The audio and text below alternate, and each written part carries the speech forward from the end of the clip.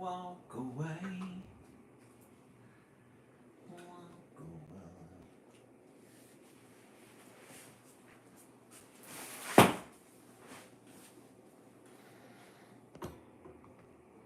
Hey Samantha, welcome in. Oh, I know why. Switch it.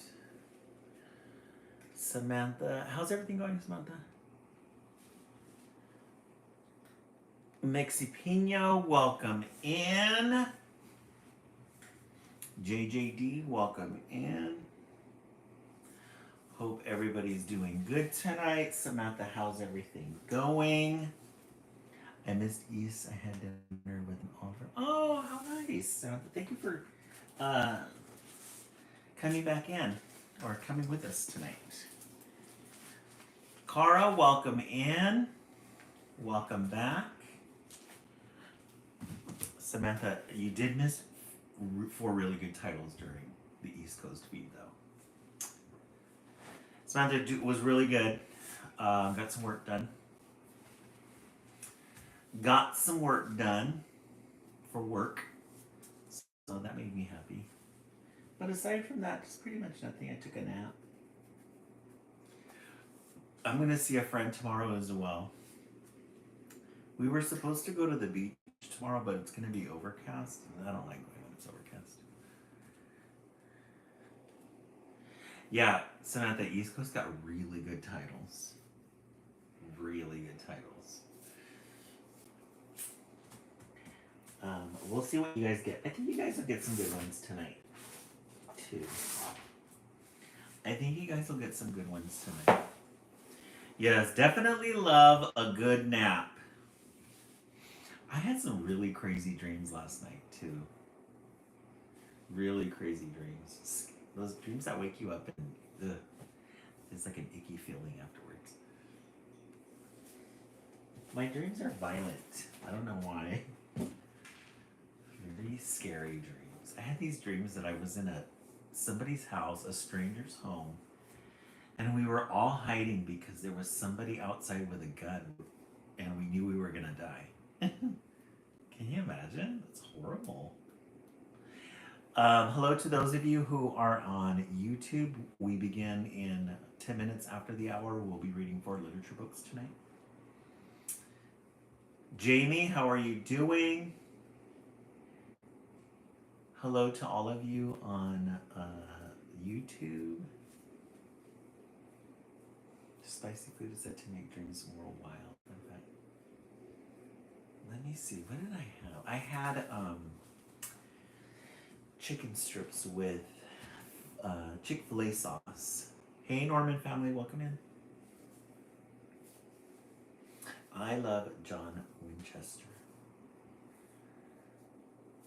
I love John Winchester. So, might have been the Chick-fil-A sauce. It's funny. Funny. No, but I don't think I had spicy food. I've been eating my focaccia bread that I made for breakfast. I make it with an egg. A good focaccia. I haven't been here in a while, so sorry for being late, but oh, hey, Nick and me, welcome back. Fuzzy Bumble K, welcome in. Yes, Chick-fil-A sauce is really good. Oh, love it. Thank you, Jada Pedig. I appreciate that. Yeah, we are in our Nick. We are in our summer theme right now. We have our palm tree in the back, the ocean, everything summer, sandal lights, palm tree lights. We're gonna have this thing. We just did our first Project Wednesday. We did little caterpillars on top of the palm tree. Hey, Anna, welcome in. Welcome back. We did Project Wednesday. If you go on the previous lives, you will see what we did yesterday with these. Look at how pretty that is. We love a good shimmer. We love a good shimmer. Look how pretty that is.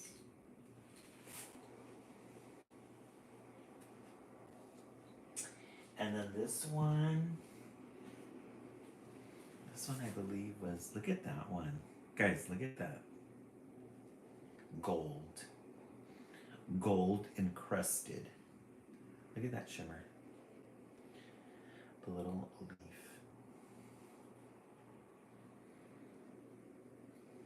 Ta-da! That's magic. That's really magic. So we're gonna put our little Project Wednesday things here.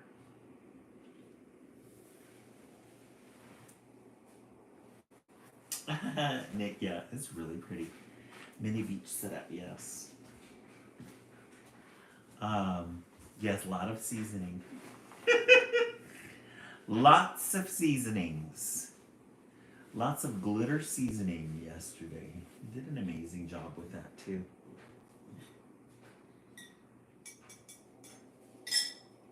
We're drinking chamomile iced tea. Very refreshing. The ice melted because it was hot. Oh, Goldust Woman. Yeah, I've sold a couple of I've sold a couple of the pieces before, the ornaments before. But I've been rolling with this live for almost a year in September, and so we have a lot of memories wrapped around our ornaments. I'm streaming right now with TikTok as well. No. YouTube, you need to behave or you guys are we're gonna sign you guys off. Hey John, YouTube's not behaving right now. The audience on YouTube, not behaving.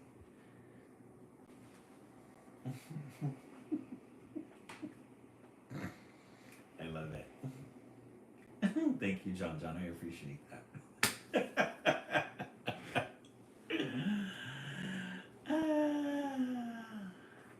Goldust Woman, they're saying mean things to me on the comment section. Not nice. Somebody asked me to bark like a dog. I'm not gonna do that. Why would I bark like a dog?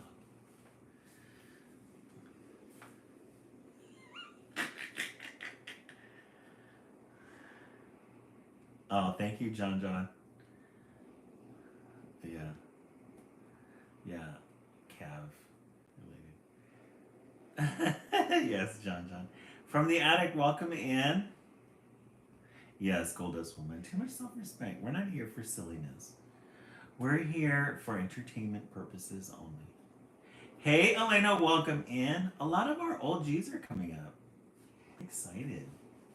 Yay. A lot of our OGs are coming in. Yes, if you're new to the live on YouTube, we're here Sunday through Friday. We read children's literature books. We appreciate good art. We elevate the children's literature genre. Elena, when was the last time you were with us? Good to have you back. We're here still at the same time, 10 p.m. for our East Coast friends, 9 o'clock for our West Coast friends, 2 hours ahead for our Central friends, so it's 11 o'clock right now. Let me see. So happy you're on tonight. Today's was rough. Oh, did you from the attic? Oh, okay. Have you ever read One Stuck Drawer? No, I haven't, Goldust Woman. Who is that by? Mademoiselle OG is an OG. Yeah, Mademoiselle, when was the last time you were on? Just Relax, we fell asleep? Just Relax, we did right at the last minute. Honestly, maybe a few months ago. I've been working. Oh, okay, Elena. Oh, we're glad you're back. We are glad you are back. We're going to be hitting our prime season soon, which is fall. Fall is in 2 months. So we are going to we're going to go all out for fall and for Halloween. So I'm planning some surprises. Yeah, Mystic Meg. So am I. I'm really excited about that. I'm really excited about it. Hey, Faith, welcome in. Faith, we haven't seen you in forever. Thank you so much, John. I appreciate that. Faith, it was really good. I loved it. I was missing it earlier today. I was going through my post reminiscing of when I was there, but I can't remember. The illustrations are very interesting, though. It's kind of a darker story with an uplifting. Oh, Goldust One. We love those kind of stories. I've been slacking. Yeah. You haven't been lurking, which we miss. You haven't been negotiating your titles, so we miss that as well. All right, let's go ahead and get started. So our goal tonight, let's see, we're already at 12K. West Coast, you guys are doing amazing. All right, let's go ahead and get started. We're going to start with Noah and his wagon. Noah and his wagon. I'm here to claim book 8. I love it.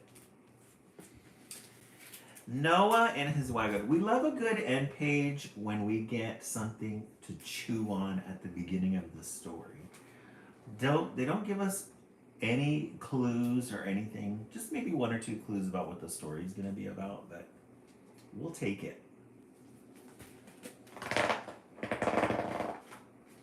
Noah and his wagon.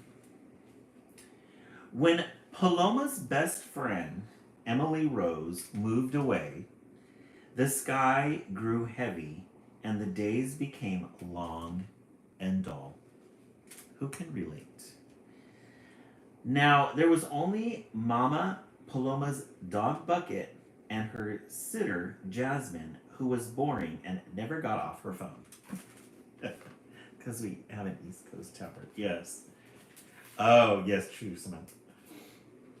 All right, so we got a lot introduced into the first page of this story. When Paloma's best friend, Emily Rose, moved away, so this must be Paloma right here. She's cute. Look at her little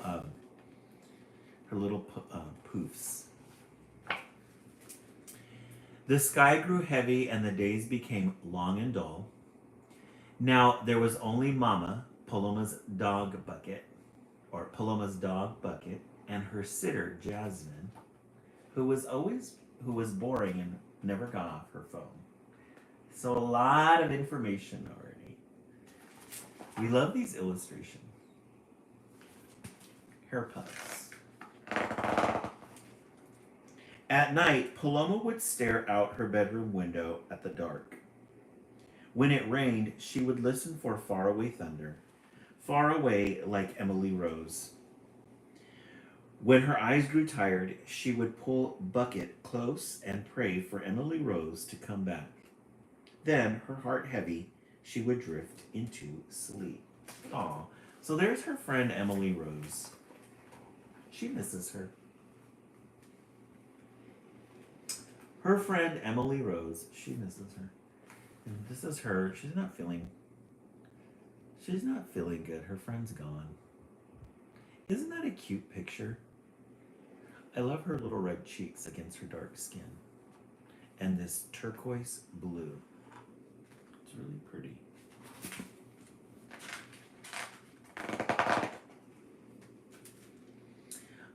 On weekday mornings, Jasmine came to Paloma's house. Today was Monday, and Paloma was finishing her cereal. Mama said to Jasmine, "There's cold chicken and fruit salad for lunch. Bucket needs to go out again. If it rains, close the windows. I gotta go. Adios." Mama kissed Paloma and took a final sip of her coffee before heading out the door. Paloma put her bowl in the sink. Then she got dressed, brushed her teeth, combed her hair, and found Bucket's leash. So she had a couple of chores to do before she got her day started. Aren't we loving these illustrations? These illustrations the best. Look at the mom. We love the mom's headscarf.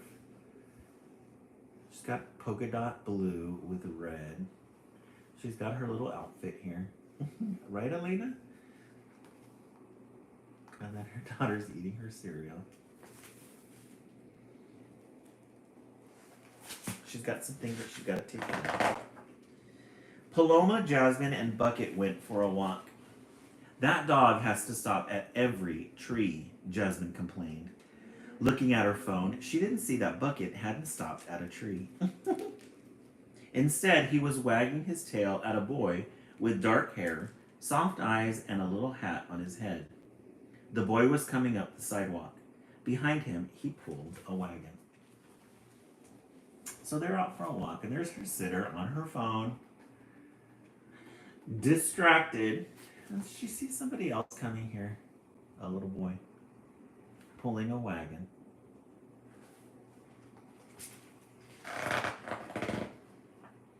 Hola, said Paloma to the boy. In the boy's wagon, a gray cat curled up on a blanket. Is that your cat? Paloma asked. Hello, said the boy. Yes, that's Mitzvah. Does your dog want to ride? Dogs and cats don't mix, said Jasmine. She looked up from her phone to see who was talking. Who are you? She asked. I'm Noah, said the boy. Then Bucket jumped into the wagon. After giving Mitzvah a hello sniff, Bucket curled up and went to sleep too. Well, I'll be, said Jasmine. This is a great picture. So, the dog Bucket jumps in. There's the cat, Mitzvah. Look at the babysitter's ponytail. Got a big ponytail there. We love this red. Look at these vibrant colors. King Christian, do you see that?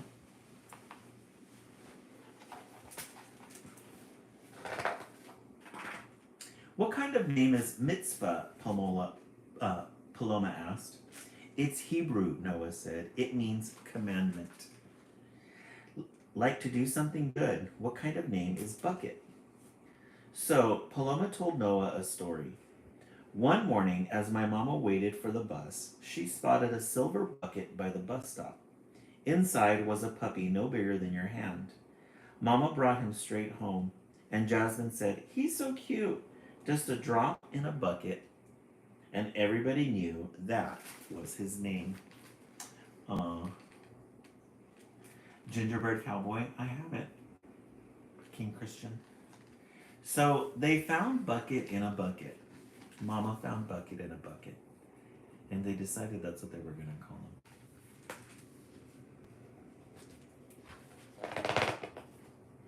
Jasmine smiled proudly at the story. You're new around here, aren't you? She said to the boy. We moved into the greenhouse last month, Noah said. What's that on your head? Paloma asked. It's a kippah, the boy told her. Kippah. You want to go to the park? Jasmine looked at the cloudy sky. A slight breeze carried the smell of rain, but Jasmine and Paloma followed Noah and his wagon away. Thank you, John. Thank you, John. I appreciate that. So he's got a little kippah on his head. I think it's a little Jewish boy. Up ahead, an old woman with skinny arms and large shoes carried heavy bags of groceries. Every few steps, the woman would stop, put the bags on the ground, and shake her arms like a wet bird. That's Mrs. Willow, Noah said. You know her? Asked Paloma. She had seen the woman before, but didn't know her name and where she lived. Her husband died, Noah said. She walks to the grocery store once a week. She doesn't have a car. How do you know all that? You just moved here, Jasmine said. I have a wagon, said Noah. Noah knows all the cheesemen. Noah, he knows all the he knows who's who and what's what, why, when, where. And there's the lady with the two whose husband died. He says he knows because he's got a wagon. I wonder why. And look at the babysitter. She's walking in heels. Girl? Right, Elena? Noah put the groceries in the wagon alongside Mitzvah and Bucket. You're the picture of kindness, Miss Willow said to Noah. It's going to rain, said Noah. How are your cats? Oh, so he would help her out by putting the groceries in the wagon. That's how we got to know her. Noah. Might as well find out, right? They continued toward the park. There, a mother was pushing a little boy on a swing. Another boy sat on the edge of the sandbox. His face wore a scowl.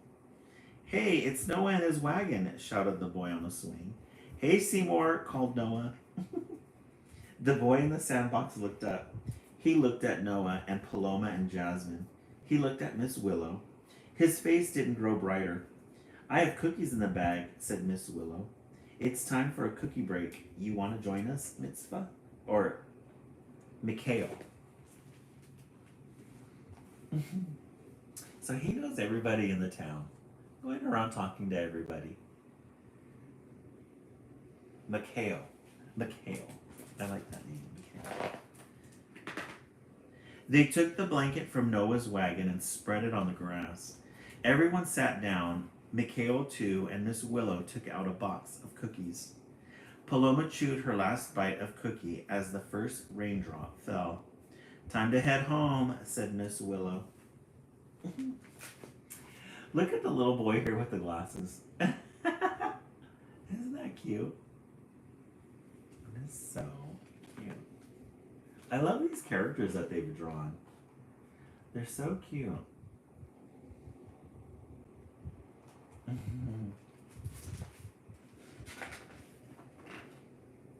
As Paloma lay in bed that night, she listened to the rain. She thought of Emily Rose. She thought of Miss Willow and Seymour and Mikhail. She thought of Jasmine and Mama. She thought of Bucket and Mitzvah. And she thought of Noah and his wagon. She patted Bucket gently. She listened to the rain. She didn't feel alone. And soon, she was asleep. Thank you so much for that gift. I appreciate it. We're halfway there. Yay, we're almost there. Lisa Marie, thank you so much for that. I really appreciate it. 80% there. Yay, we made our goal. Thank you so much. Ta-da! Yeah, that's the end page. The end. I know, it was really cute. Noah and his wagon. So Noah bridged everybody together. The wagon bridged everybody together. She lost her friend, but she ended up making a whole bunch of new ones. This was a really good story, guys. These are one of the ones that I bought at my local library for 25 cents. All right, let's take a vote. I give this one a 10. I give it a 10 for the illustrations. I give it a 10 for the message. A really good book. What are you guys thinking? Let's see. Let's take a vote. Yeah, we love a good bargain book. You're right, Faye. Samantha, 10 out of 10. John, 10. Aw, thank you so much for that, Lola. I really appreciate that, huh? Yay, 10 for sure. Yeah, that was a really good one. Let's set up a new goal. Let's do,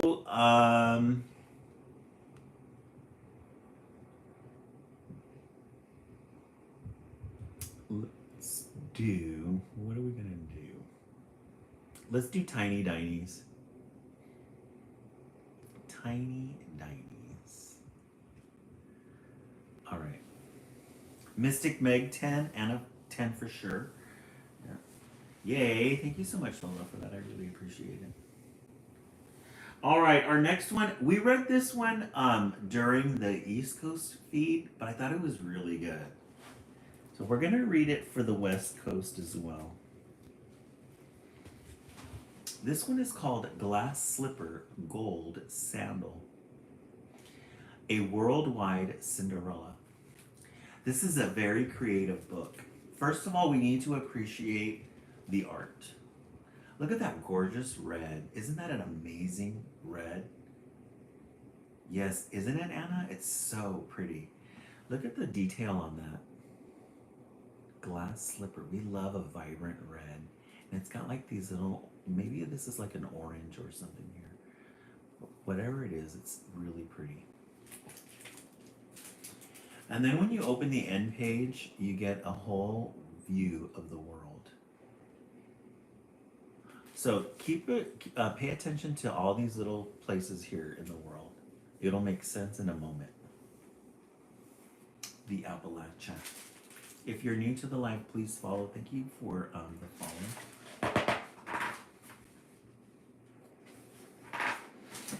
So we're going to start with the author's note.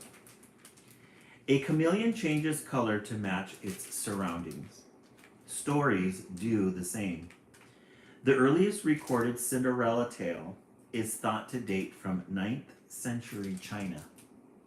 Traveling across the globe, it changed its clothes, but not its essence. Rivalry, injustice, and the dream of wrongs righted are universal, no matter our garments. When the story reached France, it acquired the glass slippers and coachman mice familiar to Western readers. More than 1,000 other revisions or versions are known. I pictured a book that would let us listen in on the tale tellers we don't often hear, who've breathed this story to life around fires of peat and pinyon pine, swinging in hammocks and snuggling under the deerskins. I'm especially indebted to Judy Sierra's fine collection, Cinderella.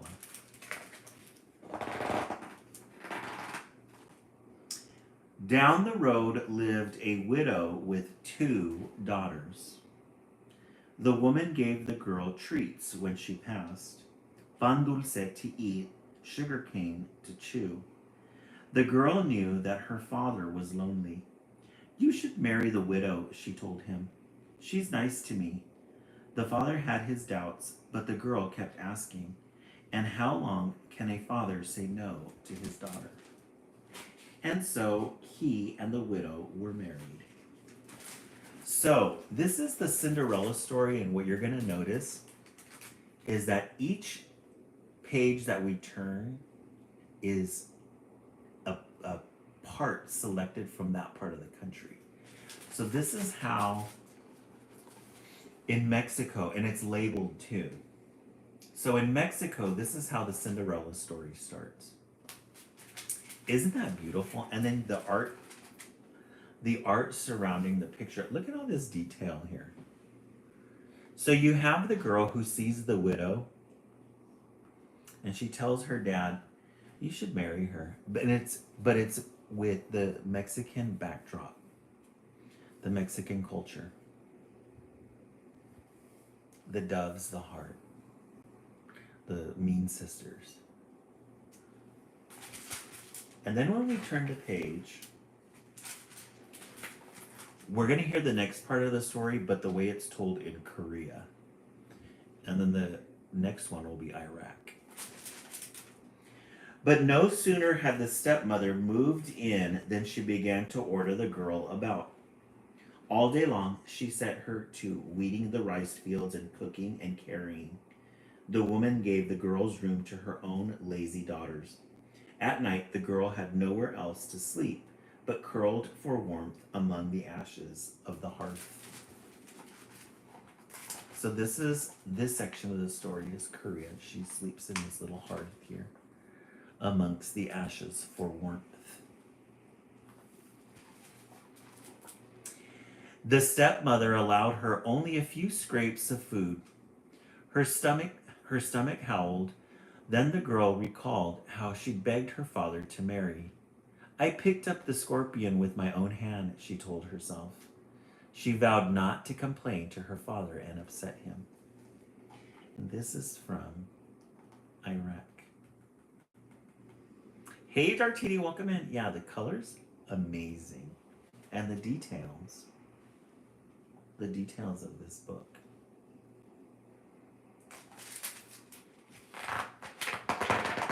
And these pages, turnable. But when the girl was out tending the cattle, the beasts heard her crying for hunger. Don't weep, said one of the cows, and the animal poured honey for her from its horn. And a fairy gave her figs and apricots, and Godfather Snake gave her rice. Anna, isn't this great? Yes, Venus. So this part right here is from Russia. And once the cows poured honey from her, poured honey for her from its horn. Hey, Lucy, welcome in. And the fairy gave her figs and apricots from Iran. And the Godfather Snake gave her rice. That's from India. That part's from India. Once she was eating well and proper, the girl bloomed into a right rare beauty. The stepmother couldn't fathom it. And meanwhile, her own sour-faced daughters would curdle the milk if they looked at it twice. That part's from Ireland. Lucy, this is the glass slipper, gold sandal. This is the Cinderella story told from a world perspective. We elevate the children's literature genre here. So this part is from Ireland. Isn't that pretty? So they're the two evil stepsisters right there.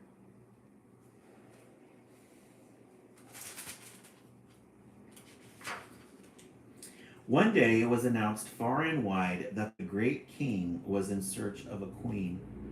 All the unmarried women dressed in their finest robes and set off for the palace.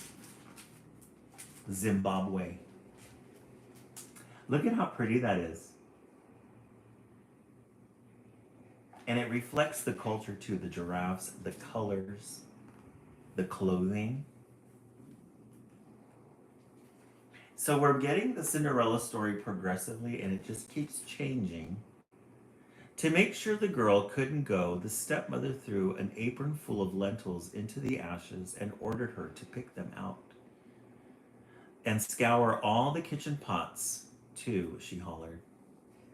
As soon as the stepmother left with her daughters, the girl burst into tears. Outside, the sparrows heard her.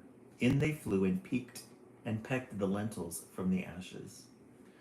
Then a witch woman came in and spoke a spell, and up jumped the pots and scoured themselves. So we got Germany and Appalachia. The German and Appalachia versions of that. The girl was free to go, but she had nothing to wear except rags. Then she looked in her mother's sewing basket. Then she reached into the hole in the birch tree. Then a crocodile swam up to the surface, and in its mouth was a sarong made of gold. So Laos, Russia, and then Indonesia. A cloak sewn of kingfisher's feathers, a kimono as red as sunset. Look at China and Japan's. Theirs are gorgeous. And the fish. And then look at her kimono. We love a good kimono and a fan.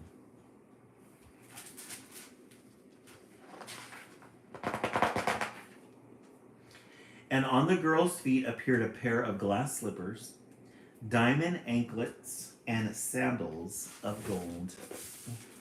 So each, this is Western France. On the girl's feet appeared a pair of glass slippers. In India, she had a pair of diamond anklets. And then Iraq, sandals of gold. I'm kind of digging Iraq's though, the sandal of gold. Can you imagine? Walk to the ball, said the girl's auntie. Never. She picked a big round breadfruit from a tree and tapped it 3 times with her wand. Quick as the blink of a firefly, that breadfruit changed itself into a coach. A coach, I'm sorry. That's from West Indies. The West Indies. When she made her entrance, so great was her beauty that the musicians stopped playing. Not one, not even her stepmother, knew who the beautiful stranger was. This is from Poland. Look at that. Isn't it amazing? This is art. This is art. This is why we read children's literature. Because if we never bothered as adults to pick up this book, we would have never had the opportunity to appreciate good art. Look at those pictures and that detail. The illustrator of this, who's the illustrator? Julie Paskets. We would have never appreciated Julie's talents. Because look at those amazing cultural pictures.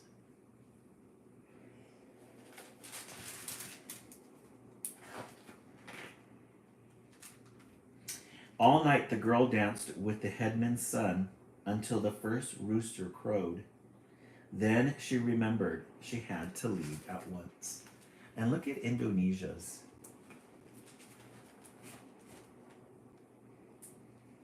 Look at Indonesia, those colors. The tans, the maroons, and the reds. Isn't this a good one, Samantha? You guys are getting really good art tonight. You guys are getting really good art tonight. You guys are doing an excellent job tapping. You guys are at 40K. Thank you so much for that, guys. I really appreciate it.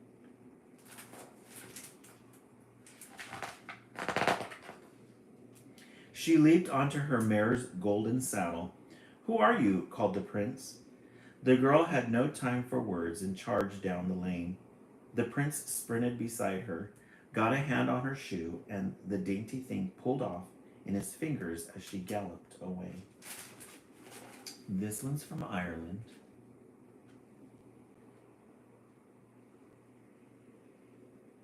Look at those details. These little lines here. Such a cute story. The king declared he would marry the golden shoe's owner. He ordered the women of the court to try it on, but none could squeeze inside it. And so he went searching for its owner up and down the mountains and across the deserts until he came to the stepmother's house.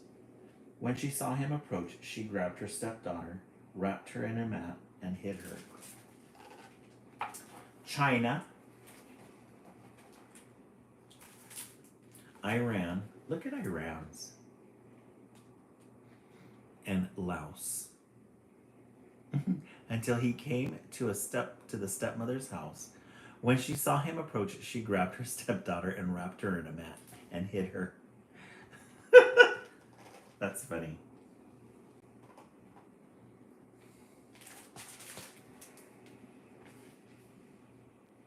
"I'm certain the shoe will fit one of my fine, favored girls," said the woman. Grunting and sweating, her older daughter tried to wrestle the shoe on, but couldn't. Neither could the younger. This part's from France. This is the Western one that we know, the glass slipper. Trying to fit it onto the sisters.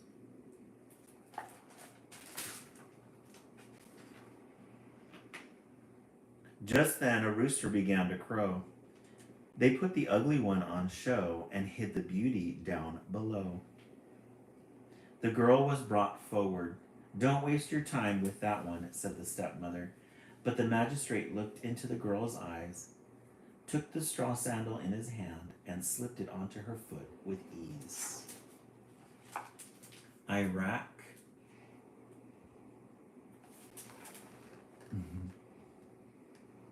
Isn't that the best? Iraq and then Korea.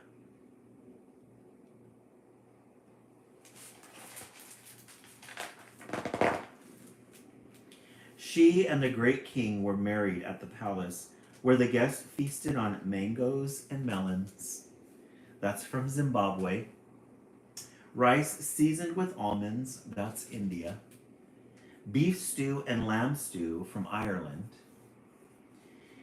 anise cookies and custards from Mexico, such a wedding it was and such an adoring couple from Iraq, and such a wondrous turn of events from Korea.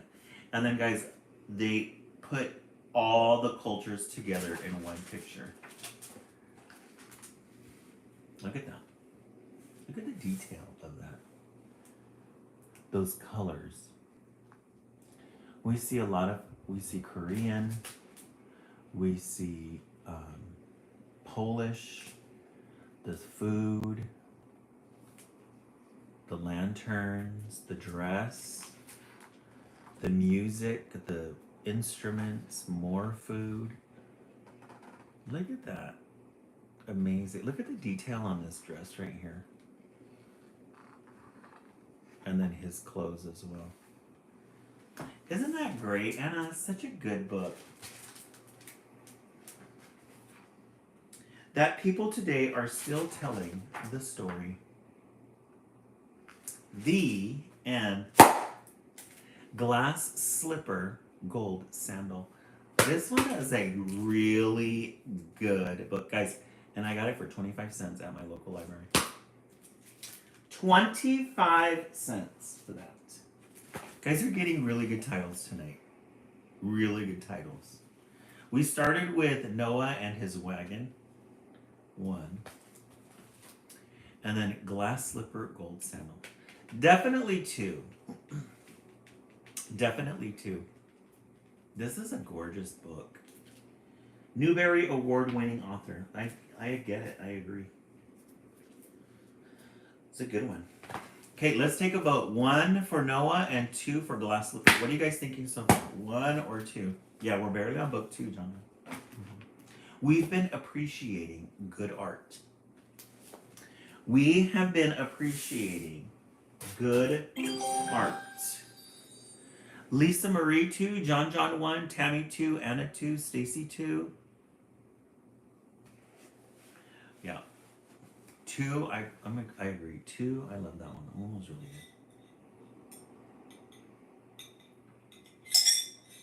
good. Yeah. All right. Our next book, Loretta's Gift. Oh, Lucy, you're welcome. That's what we're here for. That's what we're here for. We're here to heal our inner child. Loretta's Gift. We love a good end page. We love a good end page, especially when they give us some pictures at the beginning.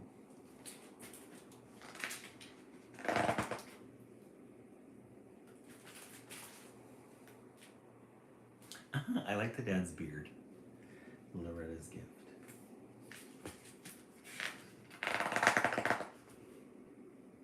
Loretta was skipping rope when she heard the news.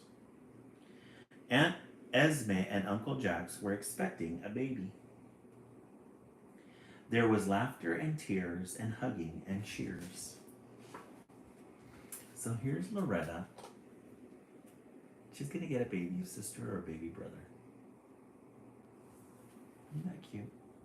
The little house in the back here.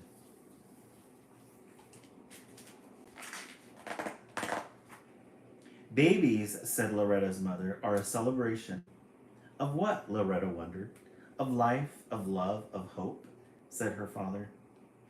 Loretta looked at Aunt Esme's belly. Could it hold all that and a baby? Cute.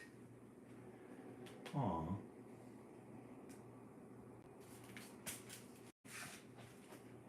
Before long, Loretta's world was buzzing with love. There were, it seemed, lots of ways to celebrate a baby. Loretta's mother knit fuzzy hats. Loretta's father bought piles of diapers. Uncle Jax built a cradle. And Aunt Esme filled the nursery with family photos. Thank you so much, Lisa Marie, for that. I appreciate that. One of our viewers in the East Coast, Billy Cody, she's due in September. We've had like 5 babies on our live already. One time we had a lady. One time, I forgot who it was, but she was in labor and she was watching us from the hospital. We bring that kind of joy. Isn't that great? There was even a party with presents stacked higher than Loretta's head. But no gifts from Loretta. What can I give the baby? She asked. Nothing, sweetie, said the mother. No one expects you to give a gift. Loretta frowned. That didn't seem right. She wanted to celebrate too. So the baby's gonna get all these presents. Loretta wants to know what she can get for her sister. I think I think they should include her in that. So she skipped rope and thought she could buy something, but her penny collection wasn't enough. She could share something, but her jump rope wasn't bright and shiny. She could make something, but after hours of work, the only thing she made was a mess. She's trying to do something for her new little sister or little brother.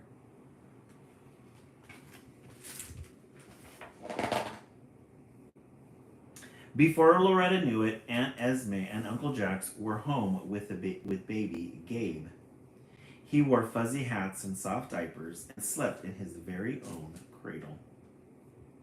There was laughter and tears and hugging and cheers, and not to mention more gifts. Look at little Gabe, the baby. Isn't that cute? Like a little bug wrapped in swaddling clothes. Loretta stared at Gabe. He had the curliest hair and the tiniest toes. You are the best baby on the block, she whispered. He's the stinkiest for sure, said Uncle Jax. Could you find a diaper? And Loretta could. The little baby. The little baby. As Gabe grew, Loretta organized his hats, tickled his toes, fed him mashed bananas, and rocked him until he slept. This baby's living the life. He's got his clothes, he's got his food, he's got his bed. Soon, Gabe smiled whenever he saw Loretta. Loretta always smiled back and asked, "Who's the best baby on the block?" But she never stopped searching for the perfect gift. Look at him, he's big now. How cute. This is such a cute book. Before Loretta knew it, Gabe's first birthday arrived. Aunt Esme greeted guests. Uncle Jax served cake, and Loretta's parents poured fizzy drinks. Loretta watched everyone laugh, hug, and add presents to the pile. She still hasn't been able to get him anything. A good celebration. It's Gabe's birthday. Still, as the pile got taller, Loretta felt smaller and smaller and smaller. Why couldn't she find a gift for Gabe? Aww.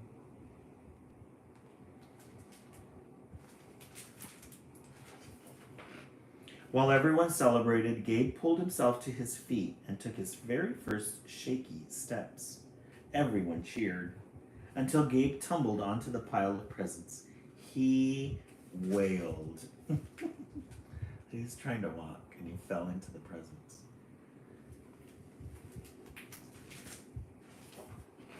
Loretta sailed to his side.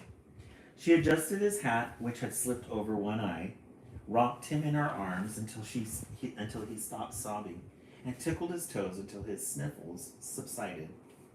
Gabe wasn't crying anymore, but he wasn't smiling either. That didn't seem right. She's such an attentive older sister. She's an attentive older sister. Isn't that nice of her? So Loretta grabbed a bow, stuck it on her head, and asked, "Who's the best baby on the block?" Gabe giggled, and everyone else joined in. Well, Loretta, said Aunt Esme, I think you're the best gift Gabe ever got. She knows how to make him feel better. She knows how to make him feel better. Loretta paused. Was that true? She remembered the laughter, the tears, the hugging, and the cheers, and all those mashed bananas. She knew her love was better than anything that came in a box, and Gabe would never outgrow it, no matter how many birthdays he had. She discovered the true meaning of a gift for her brother. The true meaning of a gift for her brother. Then Loretta laughed loudest of all, because suddenly everything was exactly right, and the best baby on the block thought so, too. Look at the little hearts. Isn't that cute? The end. Loretta's gift. That was a good one. That was a good one. All right, let's take a vote. Both Lifestyle are getting really good titles. You guys are getting really good titles. The first title that we read tonight was Noah and His Wagon. 1. And then we read The Glass Slipper. 2. And then 3, Loretta's Gift. I think I'm going to stick with 2. In the comment section, let's see what you guys are thinking. Which one is your favorite so far? Let's see. Stacy 2, Lisa Marie 2, John 1, Tammy 2, Anna 2, Tammy 2, Samantha 2, Faith 8. Venus 2, Nadia 2, John 1. Faith 8. You've already voted then for Friday's selection. Just Relax 2. All right. Our next one is called Scarlet's Tale. Scarlet's Tale. This is gonna be a good one, I can tell already. Gosh, you guys are already at 52K. I haven't even had to ask you guys to tap. You guys are doing an amazing job with the taps. We love a good end page. What's the kitties vote? They always give it a 10. Always give them a 10. Scarlet's Tale. They like being read too. We love a good moon. Let's see what Scarlet's Tale is all about. When Scarlet was born, her parents did the usual counting. 2 eyes, 1 nose, 10 fingers, and 10 toes. Also, 1 long, fluffy, fuzzy, furry tail. That was a surprise. She's a fuzzy. Like most babies, Scarlet couldn't talk, but unlike the others, she made herself understood. Her parents knew that Scarlet loved dogs and the color red. That it was exciting to be sudsed up into a soapy snowman. And there was nothing better than swinging in the yard, watching the sun shine through the leaves. So she had a tail. Scarlet, she had a tail. Let's see what this is all about. Sure, there were challenges. Her clothes had to be custom made to allow a fluffy, fuzzy, furry tail to poke through. And once Scarlet learned to walk, low shelves needed to be cleared off. Her parents became very skilled at tail holes and rearranging. Her parents were happy to do it. So Scarlet was happy too. So they had to put holes in her clothes for her tail. I wonder where story is going. Scarlet's literally Scarlet's tail.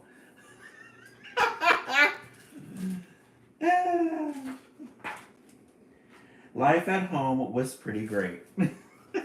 Scarlet's tail. I didn't even think about the spelling. I'm just like, oh, what's Scarlet all about? Literally, she has a tail. My family. There's Scarlet and her tail. Yeah, Mom does have some explaining to do. Just relax, that's funny.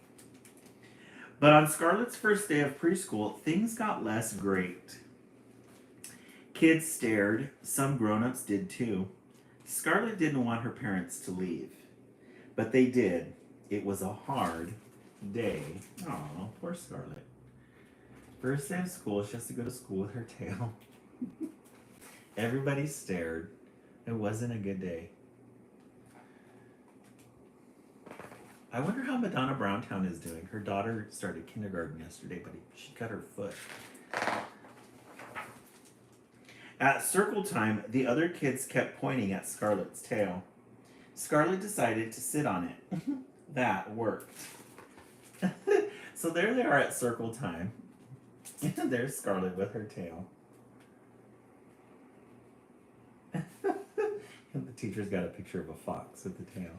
Look at this little girl right here. She's enjoying it. She loves school.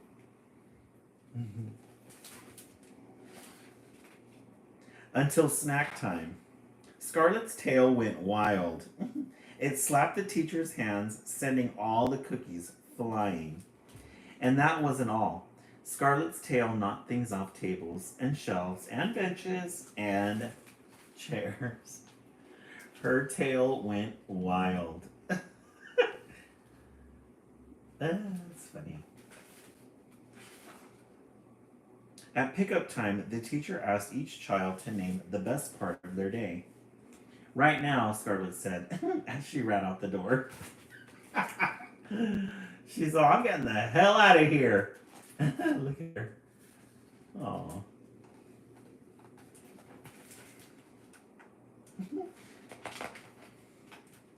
The next day, Scarlet played by herself. Aww. Scarlet and her tail. The kids are all having a good time. There's Scarlet. When she climbed on a swing, she could feel Callie and Josh watching. She was lonely, but as she started to move back and forth and watched the sun shimmering through the leaves, her tail started wagging. Slowly. Callie and Josh started to smile. Scarlet pumped the swing higher, and her tail wagged faster. Callie and Josh's smiles grew bigger. She's gonna meet new two friends, Callie and Josh. They're gonna befriend her. This is a cute book. And when Callie and Josh jumped on the swings next to Scarlet, her wagging tail pushed her higher still. And from that day on, Scarlet and Callie and Josh were together all the time. Circle time, free time, snack time, story time. Aw, she made some friends. She finally made some friends.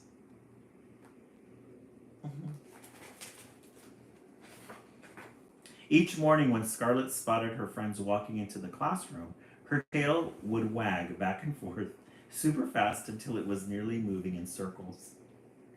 Sometimes Callie and Josh would wag their own behinds, and so would all the kids watching them. They adapted.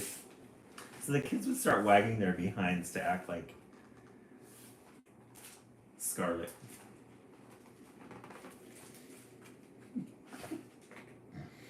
Before long, most kids at Scarlet's school wagged their behinds when they were happy. It was a very waggy school. Some of these children's books are too much. They're all wagging their behinds because they want to be like Scarlet. Isn't it? Just relax. It's so funny. It's just so random. Actually, most places Scarlet went to became waggy places. Happiness could be kind of contagious. Aww. Most places Scarlet went became waggy places. Isn't that fun? When Scarlet's parents shared the news that there'd be a new baby in the family, it seemed that Scarlet's tail wagged for 9 months straight. And when her brother was finally born, it was Scarlet's turn to do the usual counting: 10 fingers, 10 toes, 2 eyes, and 1 long, wiggly, waggly, wonderful. What's going on here?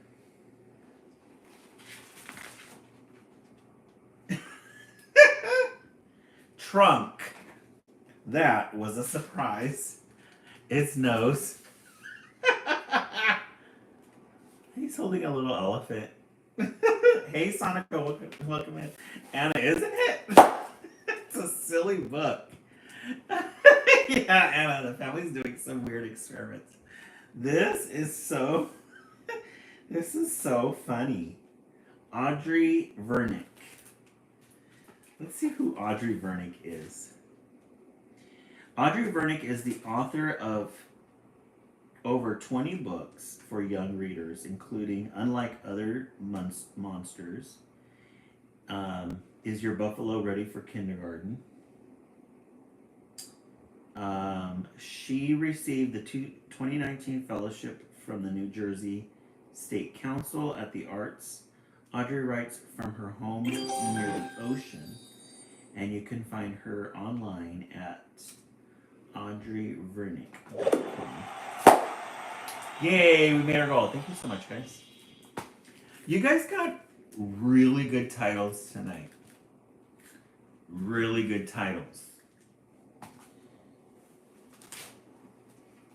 And these guys were all the books. I purchased all of these for $1. 25 cents each. That's a steal.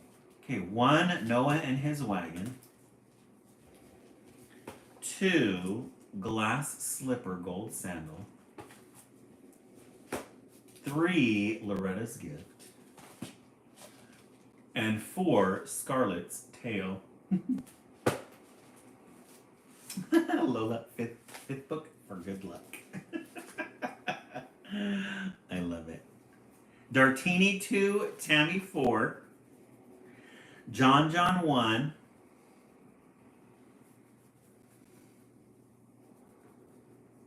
I'll give you guys a 5th book if we can get to 100K by the end of the live. Lisa Marie, Anna 2 and 4, Dusterlax, I think all 4. Faith 37. Do you think 100K is possible if I read a 5th book? Guys, get the tapping, please. I do have one here that I've been staring at for a while. Okay, we'll do a 5th one, but we need to get to 100K. We need to get read it slowly. A Kid of Their Own. Look at this rooster's face. We love a good end page. We love a good solid red color. Like a maroon. 75 maybe? No, I think you guys can do 100K. I think you guys can do 100K. I think you guys can do it over 100K. A Kid of Their Own. Cock-a-doodle-doo. A new day was dawning at Sunrise Farm, and Clyde was in the thick of it. I love it already. Let's see. You raised the crowbar with that wake-up call, Clyde.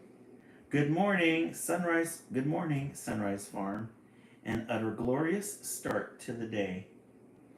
What a big help your crow is, praised Roberta. Aw, shucks. Oh. So he said cock-a-doodle-doo. Cock-a-doodle-doo. He woke everybody up. He woke all the farm animals up. And they're all commenting on what a good job he did. Cock-a-doodle-doo. Clyde basked in the glow of everyone's appreciation and settled in for a day of resting his voice and a little light reading. But suddenly he was interrupted. Meet Rowdy and Fran, Farmer Jay began. We can't even have enough cheese. We can't ever have enough cheese, explained Farmer Kevin. And now we can make even more.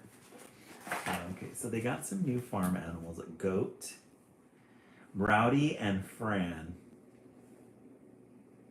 You can never have enough cheese, explained Farmer Kevin. Yum. Yeah. We love that. 66K. See, I think you guys can do it. So we're going to have to read this together. Matt. So let's see. Let's follow. So he started over here. Now there's a wild woolly one. Oh, they're all commenting on. Matt, I hope it's not too cheesy to say I'm dairy glad you're here. That's funny. Not at all. I'm moved by your warm welcome. Oh, that's cute. Isn't this wonderful, gushed Roberta. Meh. Oh, he's saying goodbye to all the farm animals. Here's looking at you, kid. Meh. The little goat. As he watched the kid trapping about, Clyde wasn't so sure. Roberta had always taken him under her wing. But now she, more than anyone else, seemed charmed by Rowdy horsing around the barnyard.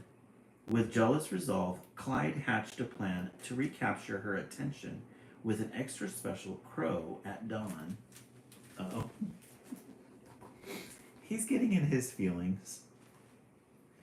He's getting in his feelings. Everybody's looking at the new kid.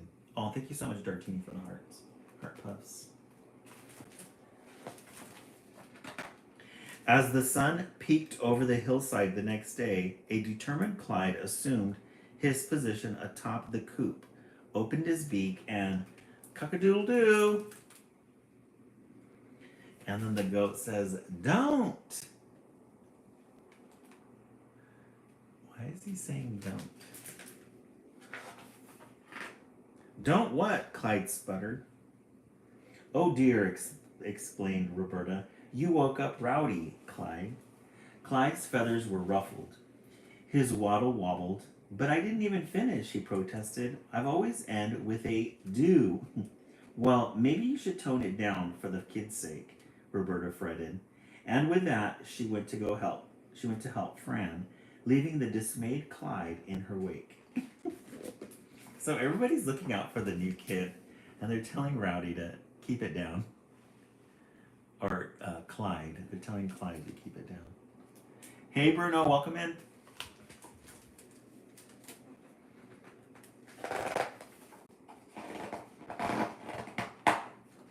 Even though Clyde had a beak, his nose was out of joint.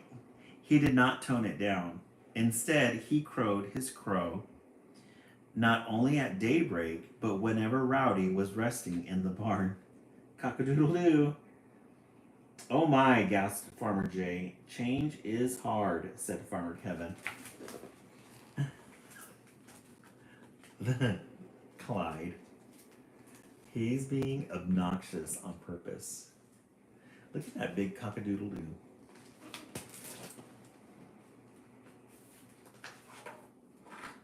It's fair to say Clyde was getting Fran's goat with what she came to call his maddening crow.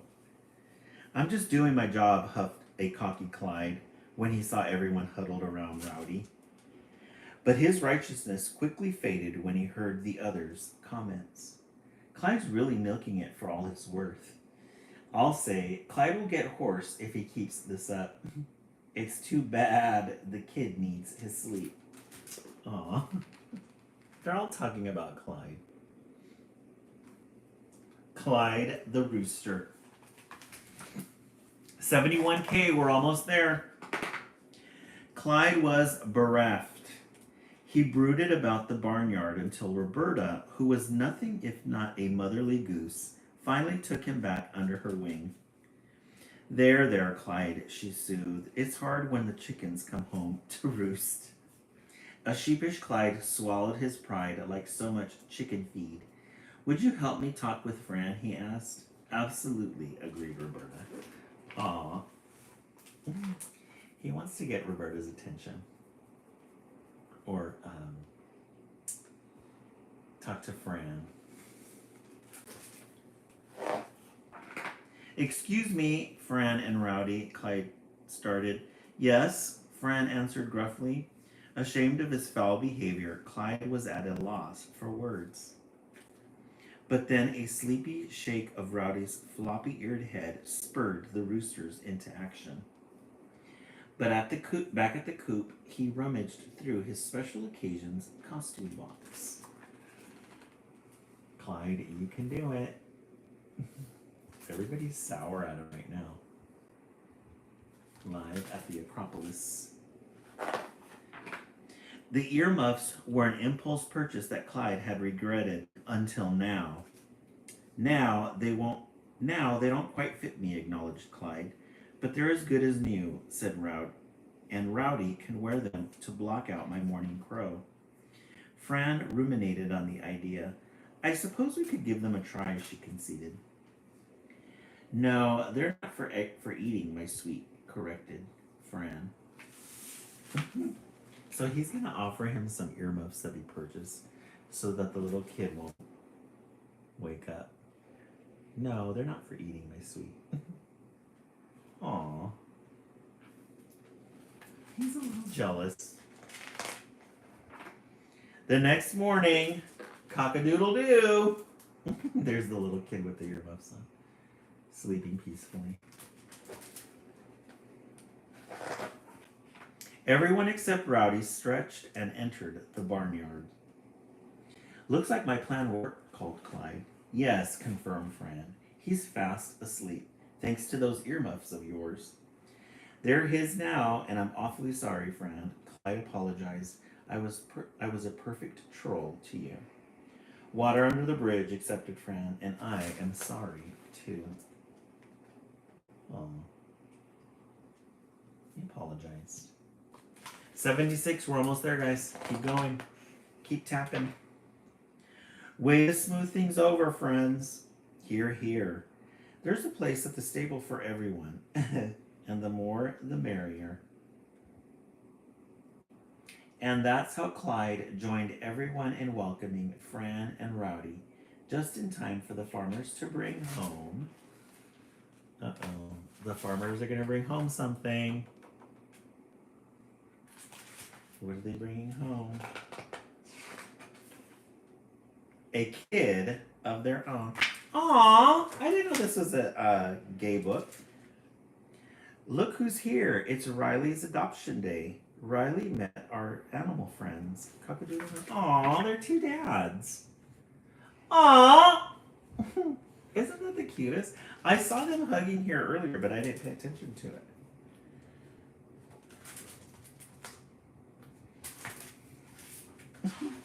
That is so cute. Let me see. I saw them hugging here earlier, and I thought, I didn't think much of it. But then at the end, if you look, Happy Pride, y'all! A heart. Oh, this is a gay-themed book. I did not know that. A kid of their own. I love that. That was a good one. The story was a little meh. The story was a little meh, but it saved itself by being two dads at the end. Okay, we're at 80K, guys. 20K, almost there. Keep tapping. Keep tapping. I'll help you guys out. I'm going to tap for 1 minute. Watch how fast those numbers go up. We just keep tapping, keep tapping, keep tapping. Keep tapping. Keep tapping, keep tapping. Keep tapping. Let's see if we can get to 90K. Let's see where we're at right now. 81K. It's a lot harder than I thought. But keep tapping, y'all. Keep tapping. Keep tapping. All right. Let's take a vote. You guys got 5 titles tonight. We started with Noah and his wagon. 2, glass slipper, gold sandal. John, my fingers are falling out. I'll help you guys in a moment. And then Loretta's gift. Scarlet's tale. And then a kid of their own. Let's take a vote. What did you guys think?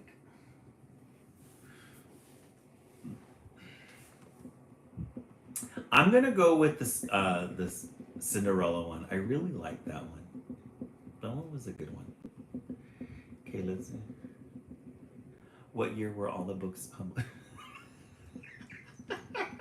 Lola, good way to buy time. Let's see if we can get to 100K. We're at 85K. We're at 15,000 away. You know, guys, I'm a little with these books that they're giving away. That some of the titles are really interesting. I'm wondering why they're giving them away. So Noah and his wagon. That one was a good one. The glass slipper. This one's a good one. It's cultural. Loretta's gift. This one is mixed family. Yeah, we're gonna get there one way or another. Scarlet's tale about fuzzies. And then the 2 dads, a kid of their own. I'm gonna look up my local library to see why they're giving these away. I wanna know the question. But a lot of them are like standard ones. I'm assuming that they probably have a roster of which ones are getting checked out and which ones aren't. When were the writers born? I love it. Okay, let's keep tapping away. We're at 87K. You guys are almost there. Almost there. Let's keep tapping. Let's see if we can get to 90K. Are we at 90K yet? When were the writers born? Oh, we're at 88K. Let's see. Okay, let's reduce it to 90K. Once we get to 90K, then we'll be fine. John, tomorrow I'm going to meet my friend. We're going to have lunch tomorrow at 11. He's visiting from China right now, so we're going to get together. 89K, 90K. We can stop there, guys. Thank you so much for that. I really appreciate that. That's a good number. Alrighty, friends. Thank you so much for joining tonight. Thank you for the 2 goals that we met. Really appreciate it. Everyone, have a good night. We'll be back again tomorrow for Friday. Have a good night, everyone.